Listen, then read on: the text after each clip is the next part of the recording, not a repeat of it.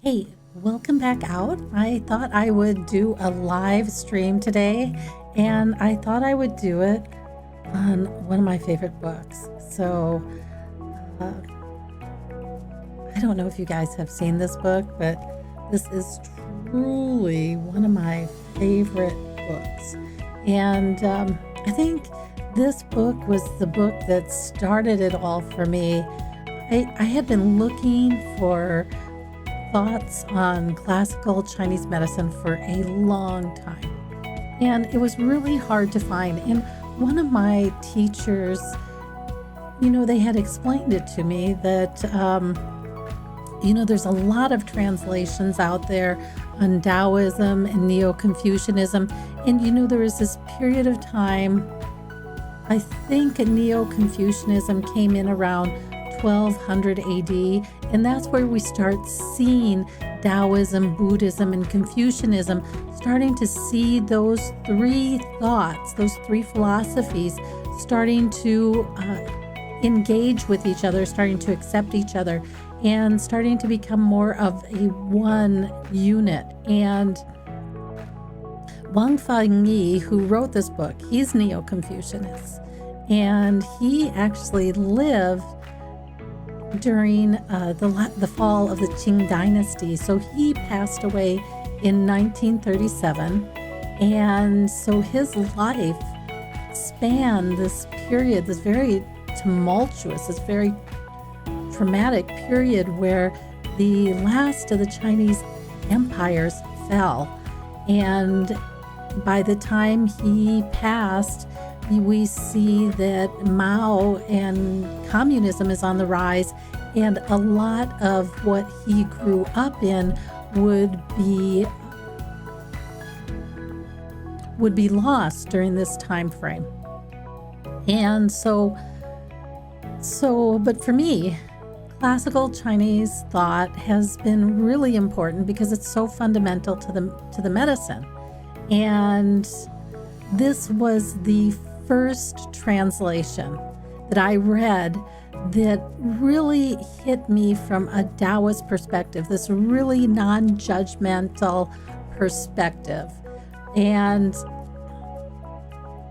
so one of my teachers has said that, you can read all the translations that you want, but one of the problems is that every translation is going to have so much bias in, because the characters in Chinese writing can mean so much.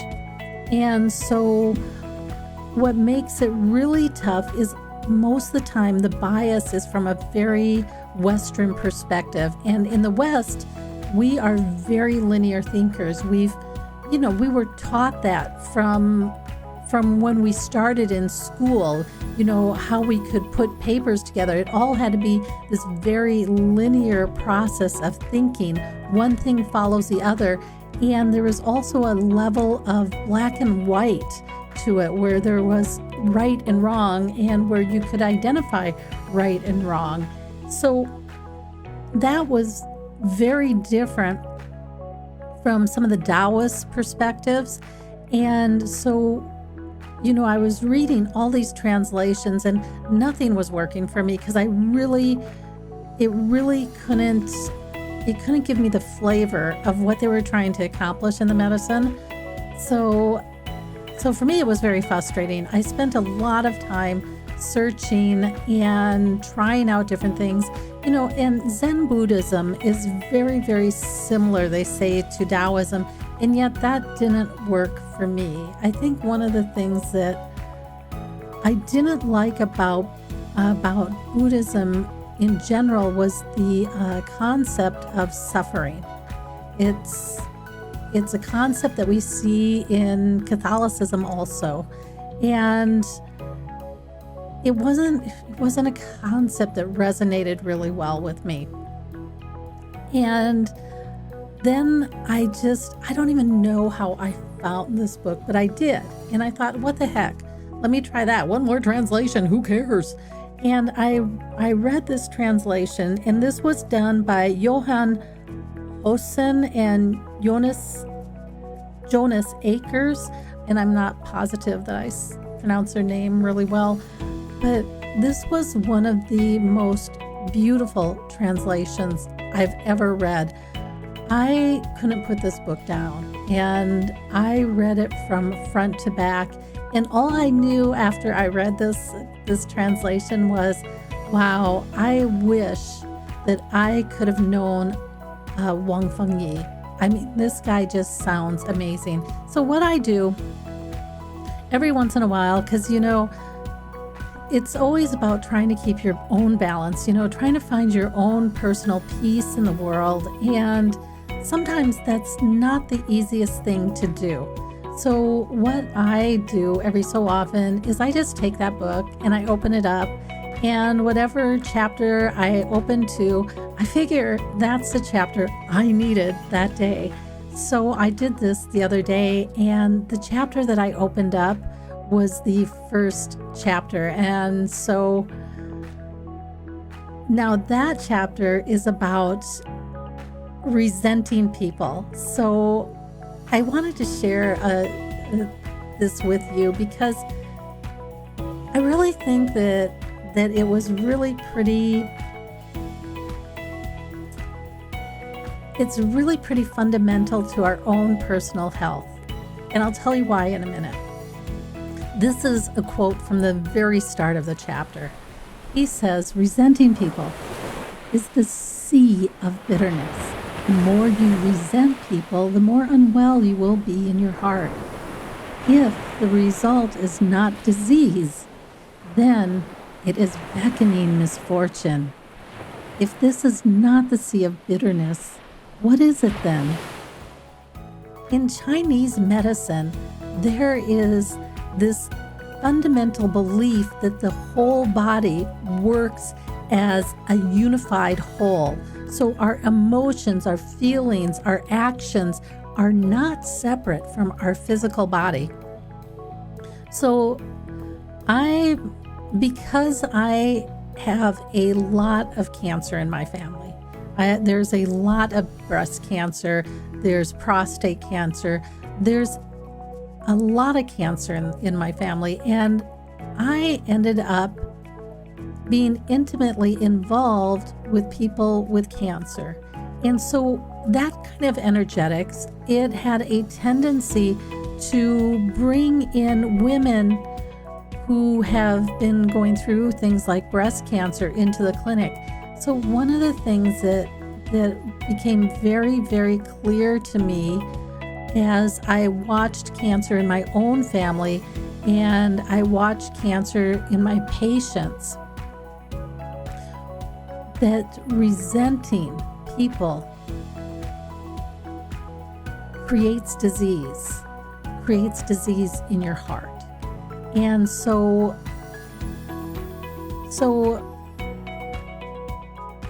if we look at Chinese medicine, they talk about how we trap disease inside ourselves. And one of the things that happens is resentment.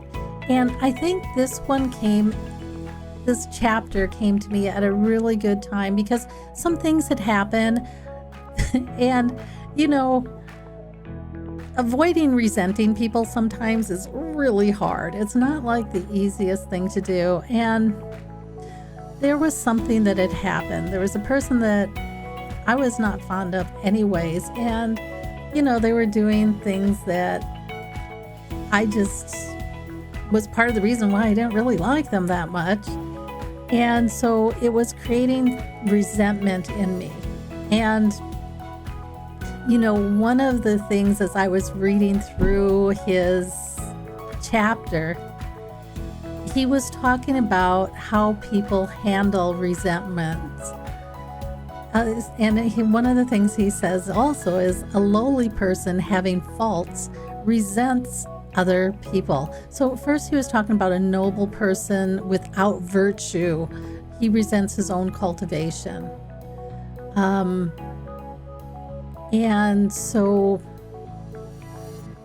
there's a lot to be said about that, but I'm not going to talk about that one right now. And then what he talks about afterwards is he talks about a lowly person having faults resents other people. Outwards, speaking without resentment, inwards, cherishing resentment in one's heart. And the more resentment, the more one is unwell in one's heart, and this resentful chi is poisonous. So this is so incredibly true. So he identifies noble people versus lowly people. And those two terms, of course, in the West sound very, very negative, but what they are is a noble person is one who has been focusing on themselves and working at becoming a better person. And this is hard in the West because we don't have roadmaps on how to be a better person. They have roadmaps in Buddhism and Taoism, in classical Chinese medicine. They have roadmaps in helping you understand how you can be a better person. So a noble person is one who has already started working on these roadmaps and has been honest with themselves and said, hey, I have some things to work on. And then they say a lowly person is just someone who hasn't found these roadmaps, hasn't found a way to identify how can I become a better person. So what happens when you don't have the opportunity to understand how to become more at peace with the world, more at peace with people that you're interacting with? One of the things that you might do is resent other people. You probably know you have faults, because I don't think any of us are that obtuse that we think we're perfect. I don't think any of us are really there. We might want to pretend we're perfect, but I think really deep down inside, we all know that we have a lot of opportunity. And so what happens is without the ability to understand how do I make myself better, this person will have resentment for other people. And you can see that it's called jealousy, right? Jealousy is one of the key ways resentment manifests itself in this quiet, hidden kind of way, where outwardly you might not say anything to this person, but inwardly it'll be eating you apart, or you might talk behind their back and you might say crappy things about them, even though, and so you might talk behind their back and say crappy things about them. And I think that was what was one of the things that I really, really liked about his book is if you could spend some time being honest with yourself, you could gain a lot by reading through his book and kind of thinking about what they're talking about. And, as I was reading through this, so let me tell you about resentment. So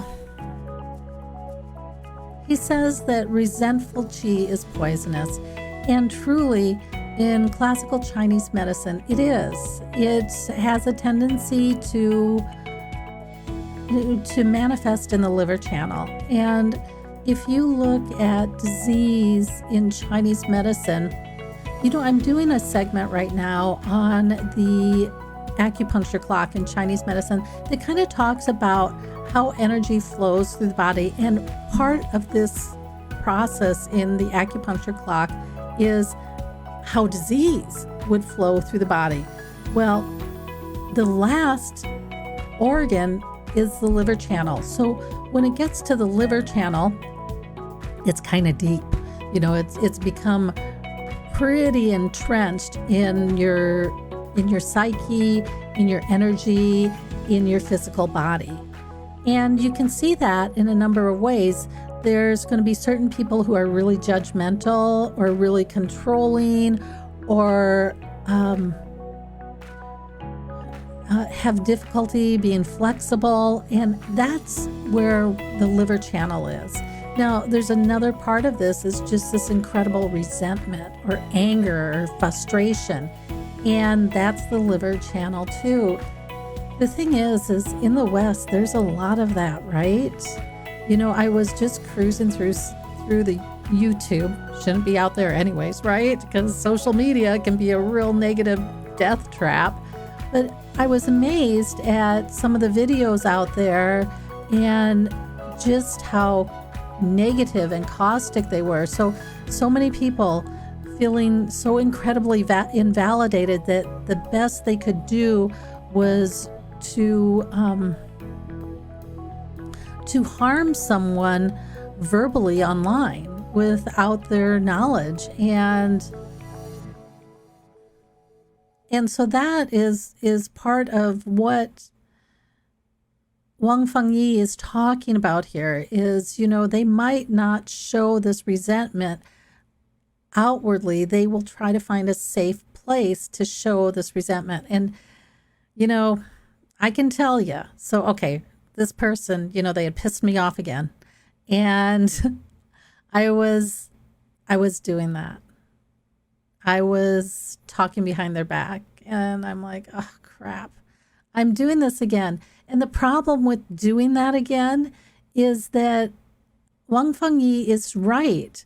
This resentful qi is poisonous, because then it started consuming my mind and consuming my thoughts. And in general, I think I have a pretty decent life.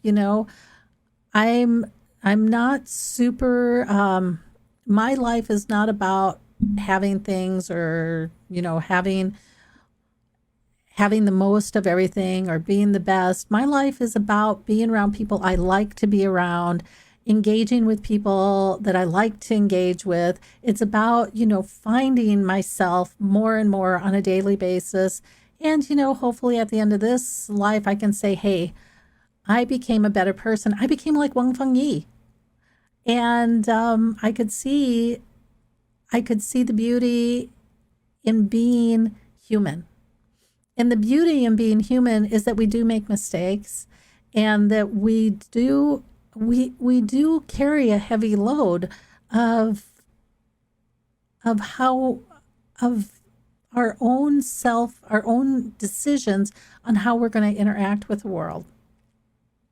And I guess that's the other reason why I like this book so much, is that he gave me the opportunity. Every time I read something in there, it gives me the opportunity to rethink how I'm interacting with the world.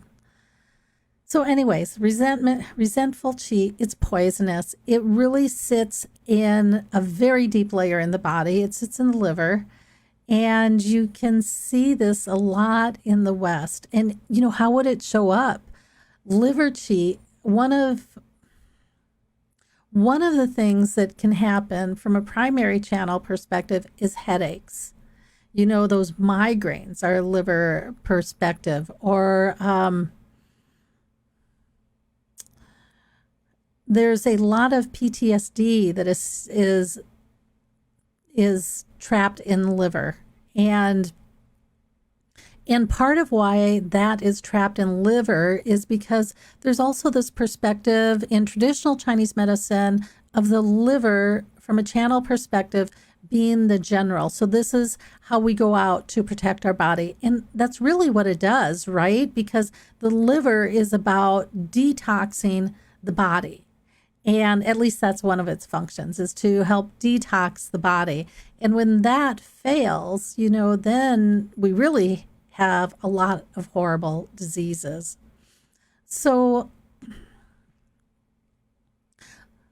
I went through this chapter, and it really kind of hit me at a really good time, because I let something come into my life, and I judged it, and I let it become part of my mental attitude. And by doing that, it really kind of tripped up my emotional well-being. And I found that I was getting a little bit negative again, and that I was getting pissed off about things. And, the thing is I didn't want to be there. And so it was looking through this that I was able to kind of see where I was and see what I was doing. and really take an honest look at, how I was interacting with the world. Now, the other thing that I really like about Taoism and classical Chinese medicine is he talks about this and he highlights it in this chapter too. So he says, if people are able to be introspective, searching for one's own faults, their own mistakes, naturally, one will not resent outwardly. You will be able to not resent what you are unable to do. So, that kind of talks about that jealousy thing where you see somebody and you're like, why can they do that so perfectly? And, that's that whole thing of we're always thinking everybody's doing things so much better than us. And that's like such a lie. That is so not true. But you will be capable of not resenting what you are incapable of. So that's, and isn't that the concept of resentment? It's almost like a jealousy or, part of it is like a jealousy. Part of it is, just plain fury. But here's what I really liked about what he said. And when you're able to do this without resentment, you will gain an understanding of the Tao of the person in front of you. So you will gain an intimate understanding of who that person is in front of you. And when you can do that, all of a sudden, that kind of talks to that concept of empathy in that it's really difficult to come by sometimes, especially when someone's pissing you off. But it's that ability to kind of pull yourself out of the situation and go, hey, what's going on here? And start to understand what's going on with this person. And it's that empathy that is what is going to make the world a better place. Because the reality is if you and I are damaged, let's say you and I are hurt by something that's happened in our life, us going out and sharing that pain with somebody else, whether it's sharing it through chatting about it or sharing it through like doing it to another person. So let's say when you're in school, this is even a better one. So there's a lot of alcoholism going on today. There's a lot of drug addiction going on today, and kids are trapped within those confines. And usually you can find in an alcoholic or a drug addicted family that there might be a lot of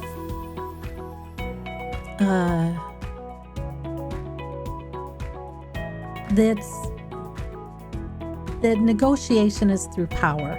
There is the alcoholic is the one with all the power. At least that's how that's going to go. There's not the child, their feelings are rarely ever heard. And so that becomes, for the child, that becomes a traumatic experience. That's like PTSD.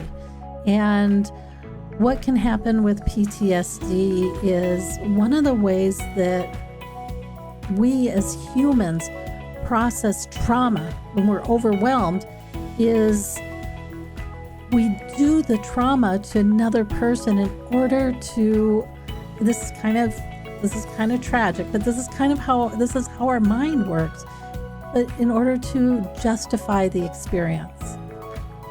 So, if you grow up in a family that had a tendency to be either verbally or physically abusive, that constant abuse, that inability to get around it, and, as kids, that becomes an overwhelming amount of emotion that you really can't process through. And so what you do is, you're just kind of like a hairpin trigger. And one of the things that you can accidentally find yourself doing is practicing those behaviors on somebody who's less powerful than you. And by doing that, for some reason in our head, it's a way of justifying what happened. See, this happened to me. I did it to somebody else. It's not, it happens to everybody. So it's not like the worst thing in the world. So that's what I say when I say, when we do damage, when we've been damaged, and our solution is to share that damage. Two damaged people does not make a better world, and it becomes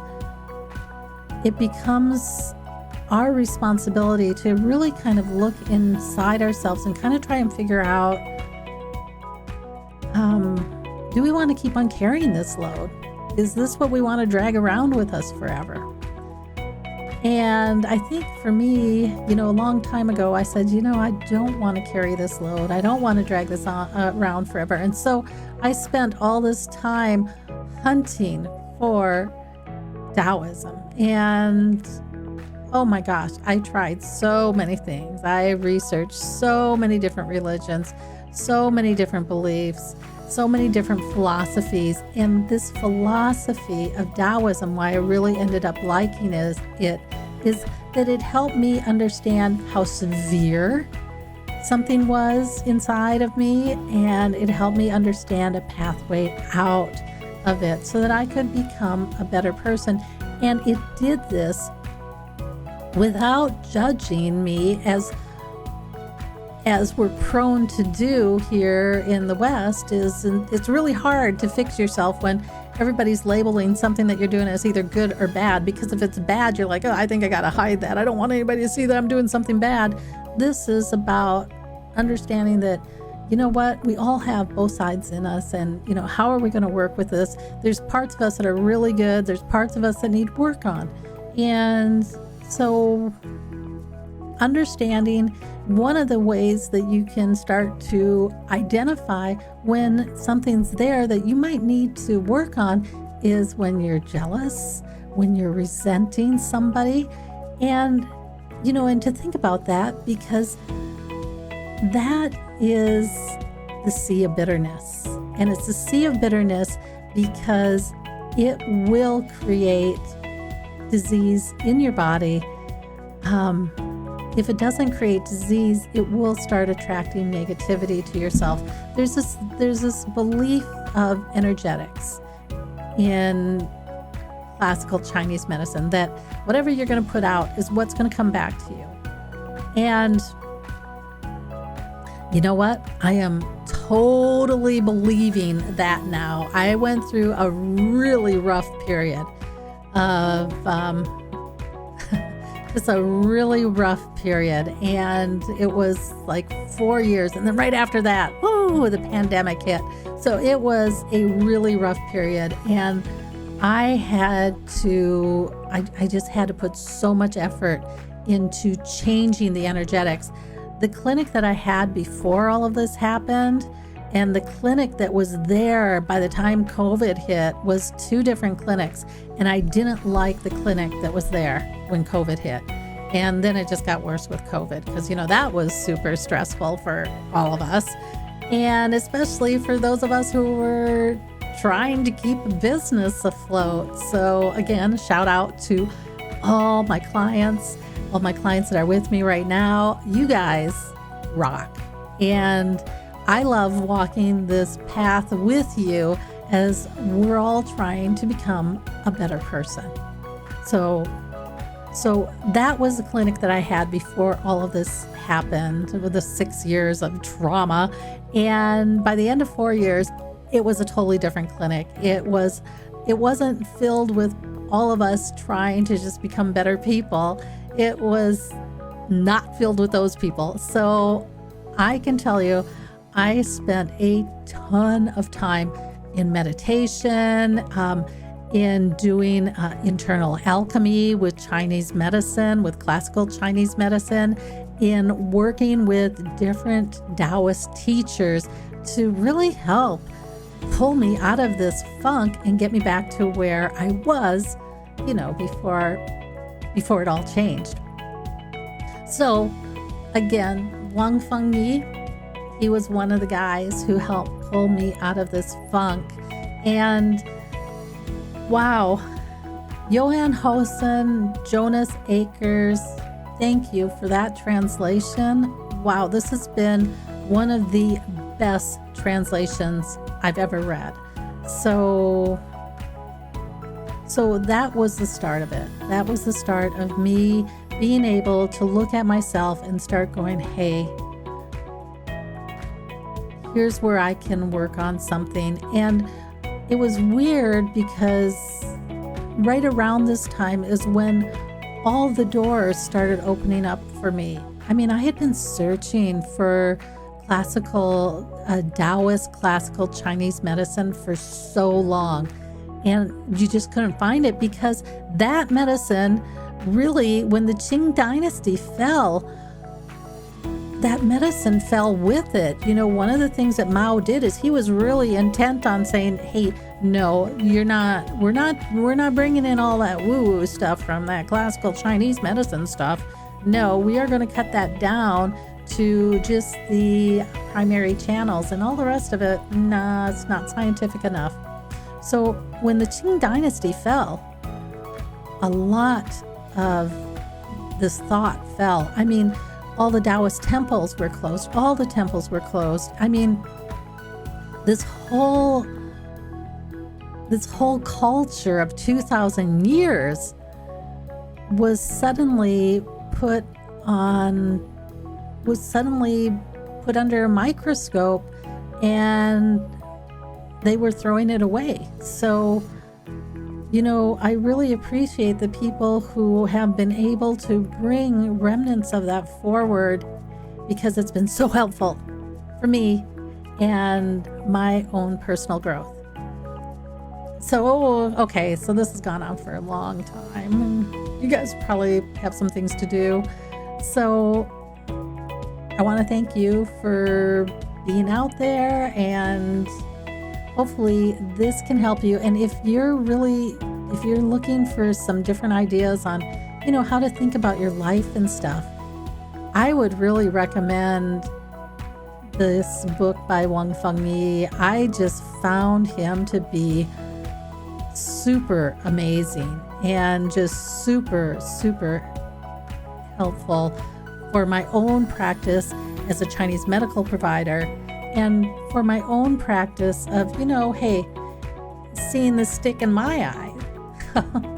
Okay, you guys, until next time, I will catch you on the other side.